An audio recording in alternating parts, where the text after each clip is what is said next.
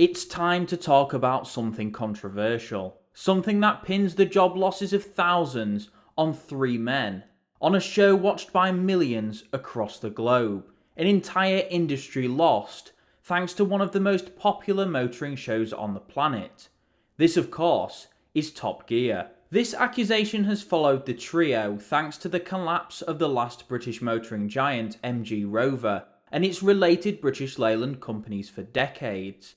An accusation that, if true, would place the well-loved trio of Jeremy Clarkson, James May and Richard Hammond as the killers of Rover, an icon of the British motoring industry. This is a video analysing if the Top Gear trio, now of the Grand Tour, did really kill the last British-owned mass-market car manufacturer, or if this is simply just another excuse for a predictable downfall that began 30 years earlier. From the early days of old Top Gear to the article almost celebrating the death of an icon, and the Morris Marina, a best-selling car portrayed as a joke, I hope to answer the question: did Top Gear kill an entire car company and tarnish its legacy? Hello everybody and welcome to this video. If you're not subscribed already, please make sure to do so. It really does help me out and you get to see more of this. More history videos, more cars and conversions uncovered, and more projects like my Rover SD1 2600R, and a new car might be on the way soon. This video is analysing whether or not Clarkson, Hammond and May and Top Gear killed Rover, and let me know in the comments below what are your opinions on this subject. This is a very controversial topic that I've been asked to cover many times. Make sure to like the video if you liked it and share if you'd like everybody else to see it. But without further delay, let's get into the controversial topic of whether or not Top Gear killed one of Britain's motoring icons. First, it's important to understand the beginnings. Jeremy Clarkson, whose television career more or less began with the original Top Gear, which first aired in 1977, would be recruited by John Bentley after seeing his work in Performance Car magazine. Jeremy would gain a reputation for his large personality and his sometimes bombastic nature. Jeremy would be hired by the show in 1988. James May started his career as a sub-editor for a trade magazine. He would then be hired by Car magazine. His first Top Gear appearance would be in 1999 after the departure of Clarkson, reviewing the Toyota Starlet. Richard Hammond's career started as a DJ, writer and then a presenter on a daytime motoring show, Men and Motors, reviewing all manner of new and used cars. He grew up in Birmingham during the industrial unrest of the 1970s, and as a child saw the effects this had on his family life. These three men all have a responsibility to give honest and balanced opinions to their viewers, almost all of which were motorists. During their beginnings they would cross paths with Rovers, MGs and many other British cars, formerly of British Leyland. Jeremy Clarkson's first appearance on Top Gear would be in 1988. His first Rover review would be the newly launched 800 facelift in 1991. During this time, Rover Group would be owned by British Aerospace. The newly restyled and improved 800 would be received well, but drawing some uncomfortable comparisons to the Allegro Vanden Plas. Even under the new ownership, Rover couldn't escape references to its murky past. He would give the car praise for being well equipped, and more importantly being a competitive offering with the big boys of the time, such as BMW, Ford and Audi. The Alfa Romeo 164 would win out. A clear recommendation by Jeremy wouldn't translate into sales, however. The Rover 800 would become Britain's best-selling executive car by the mid-90s. The coupe version was also the subject of praise, but it wouldn't escape Rover's murky past, with a comparison at the beginning setting a sceptical tone to the review, with the Rover SD1 disintegrating in front of the viewer's eyes. The Rover 800 would emerge with the new coupe being pictured as radical and as a proud patriotic buy, but not one just driven by nativism, one driven by logic as well. The car was just that good. He would 2 years later review the Rover 600 in 1993. The 600 in its 1993 review on Top Gear was a new car, just launched after years of no new Rover models, just facelifts. The car was billed as a breath of fresh air, its styling standout in a world of bland and samey models. The only criticism from Clarkson was its interior design. Jeremy would point out the wood in the interior looked as if it had simply been thrown in there to bring the bland interior up to date. The end, though, would point out the fact the Rover was £2,000 more than the equivalent Honda, which it was based upon, without an alarm or the wood interior. A conclusion thanks to its formatting would have left many of the viewers questioning Rover's value, as if these missing parts could simply be nailed onto the Honda, but it was a fair criticism. Rover, as depicted by Clarkson in the early to mid-90s, was heading toward a bright new future, but it was still tarred by its original image, as he described being seen as a joke, being compared to its rivals such as BMW, Jaguar or Mercedes. The MGF would also receive praise, which was well deserved. Sadly though, the 90s weren't all good for Rover. The K-Series engine would suffer head gasket failure. While it wasn't a pandemic like some may have you believe, it did damage the brand again. This, coupled with the crimes of the past, would be magnified by the media and the general public, being blown out of proportion. While it was a problem, it really wasn't as bad as many have said. After the BMW takeover in the mid-90s, Rover and its related brands would be given new life, but the motoring press weren't happy. Jeremy Clarkson and many others branded the move as a travesty, to let a British manufacturer such as the Rover Group, which at the time included Land Rover and Mini, slip into foreign ownerships, simply saying it would not end well, and history tells us it didn't. The last chance saloon, the Rover 75, would be launched in 1998. The motoring press in Birmingham would see Quentin Wilson heaping praise on the S-Type. Jeremy Clarkson would choose the 75 as the star of the show, pitching it as almost a Bentley for Mondeo money. He would question the foreign ownership though, but the viewer would be assured by Richard Woolley, the car's designer, that this was a fully British car. But then Dr. Pichetsrieder, the main man at BMW of the time, and also one of the most integral in the purchase of Rover Group, would make a statement which would sow the seeds again of uncertainty in 1999. In February 1999, rumours were swirling of Rover Group's collapse. The 75 had barely made it out of the factory, and the rumours of Rover's nearing doom were keeping the motoring public away during this crucial first year. In April 1999, Jeremy Clarkson would wade in, calling the Rover 75 a shambles. James May, who started at the original Top Gear in March of 1999, would review the Last Chance saloon with a picture of the Queen on the dash, constantly pressing the fact it was old-worldy. He would end the review with a line that would haunt the Rover 75, that motorists such as him don't want a great day out in history, they want something modern. The Rover 75 was not just seen as a bad buy thanks to its owner's uncertainty and perceived willingness to pull the plug, but it was seen as old, and in the noughties, the home of modern marvels like Windows XP, the 75 didn't fit the bill, according to James. The retro-inspired Mini and S-Type though would sell well, but they weren't quite on the shaky ground the poor 75 was parked on. This really is where it all went wrong. Rover Group would split up. The remnants, including MG and Rover, would be sold to the Phoenix 4 for a tenner by BMW. Rover's days were numbered. It would enter the new millennium under new ownership, but the influence of Clarkson, May and Hammond weren't to blame. 2000 would see Richard Hammond reviewing a Rover 75 on Men and Motors. The review would start with Rover's offloading by BMW and would quickly lead into how the car was old-fashioned inside, affirming James's point in his review. He would praise the car for being handsome, but would hint at a new MG version. Jeremy would take the same angle in his show, Clarkson's Car Years, in 2000, Who Killed the British Car Industry, celebrating all the mistakes of the old dark days of the 70s. The Rover 75 would be lumped in right at the end, being berated for its styling. MG Rover, newly formed in the 2000s, were full of promise and promises. The new Top Gear was beginning as well. In 2002, its first series would air, and in its second episode, MG Rover would be a subject on the news. The MG SV would get a quick jab by Jeremy, hinting at its past, thanks to the amazing amount of smoke used in its launch.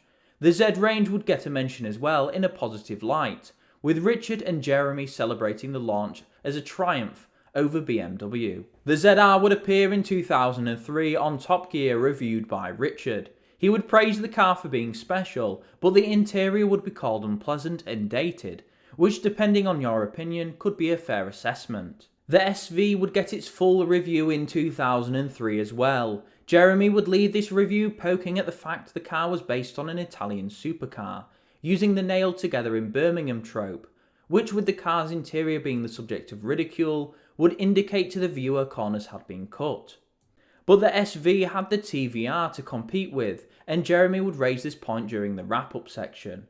But the review was positive, and did at the same time capture MG Rover's position, which was uncertain. The Best British Car episode would air that same season, which would feature the Rover 75 chosen by James as the best British car currently on sale, in a complete 180 to his previous review. Jeremy would call the car old-fashioned.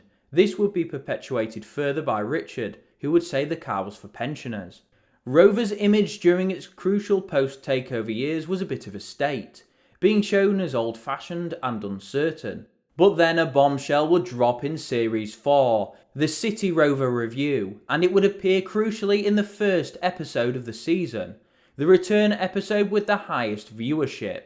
The City Rover would be front and centre, and so would Rover, with the famous summary at the start of the show and the first words being uttered by Clarkson being, "An awful new car from Rover," and after all of the promises of new Rovers by MG Rover, this was the one people had been waiting for, a new Rover. The City Rover, even though Top Gear had praised the 75 previously in its Season 3 episode, and praised MGs in its first and second seasons, would not be offered to the programme for review, showing that MG Rover clearly had something to hide, another bit of bad press. To the viewer, this showed MG Rover weren't proud of their product. The City Rover review would go as expected. James would wear a tie camera to conduct the review in secret, in a brilliant piece of journalism. The review would end with the car being labelled as the worst James had ever driven on the programme.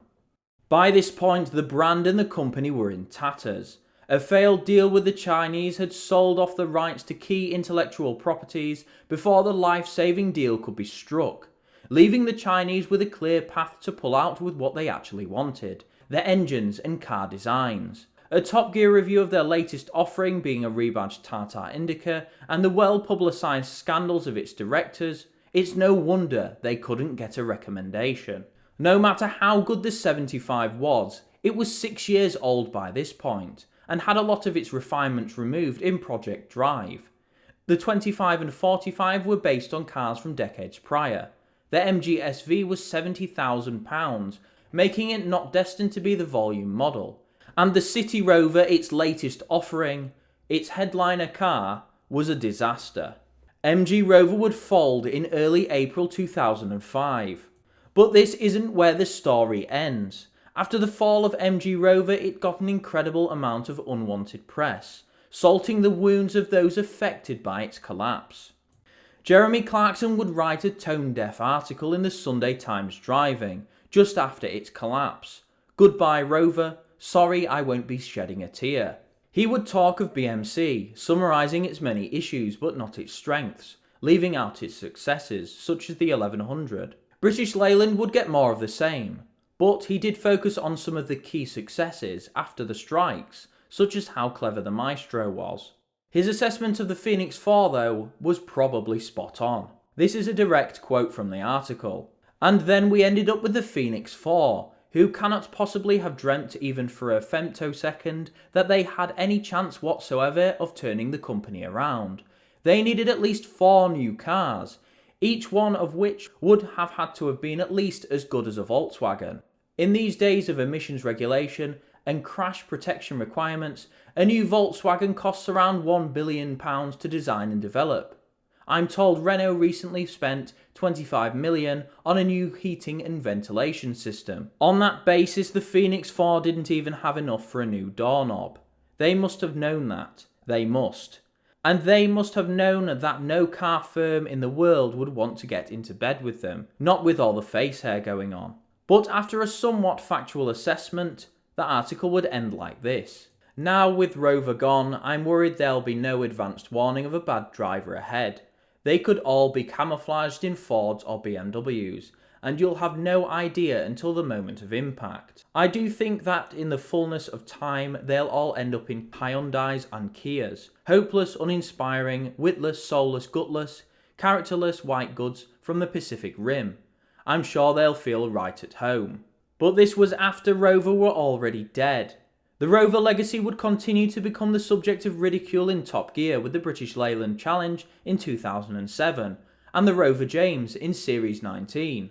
These though were all after the fact and could have not had any bearings on MG Rover's success, or had any effect on the Rover brand in general, thanks to the previous baggage as mentioned earlier. Top Gear and the trio's assessments, jokes aside, in my opinion were more or less on the money. Rover Group of the early to mid 90s was shown as hopeful, with Jeremy even making a point to show how far they came, but he still reminded viewers of the past. Rover Group under BMW in the late 90s was somewhat of an unknown quantity. John Towers would be ousted as managing director during this time, and BMW would pull the plug.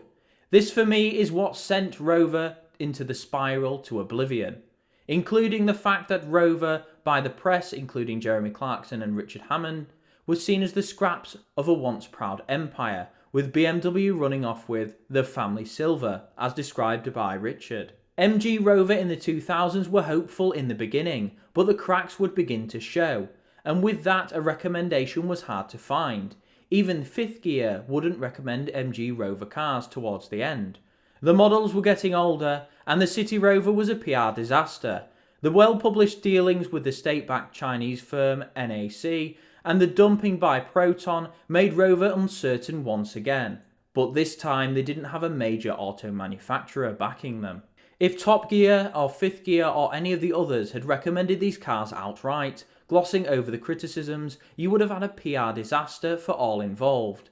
Motorists would have been incredibly angry at the fact they had been recommended a car that had halved in value thanks to its maker going bust due to the mismanagement over the years. Clarkson, Hammond and May have all had their fair share of praise and disdain for some British cars, including the Morris Marina and Austin Allegro, in both the Grand Tour and Top Gear, but these probably wouldn't have translated in a loss of sales or a loss of face for Rover. The dark days of the past are what killed Rover and what remains of British Leyland. This was inevitable even before Top Gear was on our TV screens. It wasn't a matter of if, just when. The government of the UK in the 80s, 90s and 2000s were pushing towards a service economy, with our main export being financial services, which really did hurt in 2008. In the 70s the companies were mismanaged and backed by the taxpayer to eye-watering sums, something that Tony Blair could not have done in 2005, thanks to MG Rover selling the last of their remaining assets to China. Unfortunately, no matter what was said by Top Gear, MG Rover were up against more than just a major motoring show. While it is hard to admit, Rover and its BLMC stablemates really did have the odds stacked against them. But Rover, despite the high degree of misfortune, still made it to 100 years of car making, a testament to the great people working there who made it happen, against the odds.